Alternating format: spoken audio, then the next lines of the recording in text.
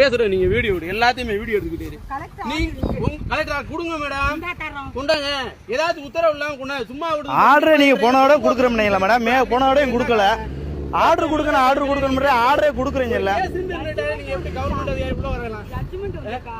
உங்களுக்கு ஜட்ஜ்மெண்ட் வந்துருச்சா மேடம்? உங்களுக்கு ஜட்ஜ்மெண்ட் என்ன ஜட்ஜ்மெண்ட் இருக்கு? கலெக்டர் ஆர்டர் கொடுங்க, கொடுங்க.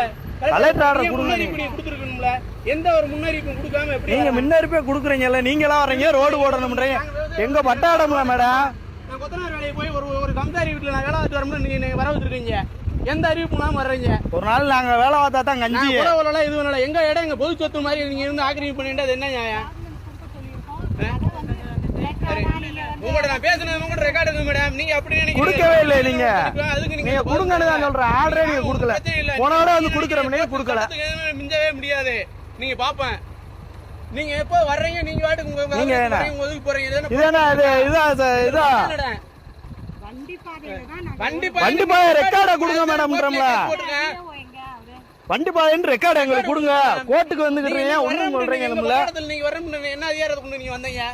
எந்த ஒரு தகவலுமே கொடுக்கல. சும்மா நீங்களா வர நீங்களா வந்து எல்லாம் பண்ணிக்கலாமா? கலெக்டர் வந்துருப்பாருலங்க மேடம். போய் பாக்கணும்.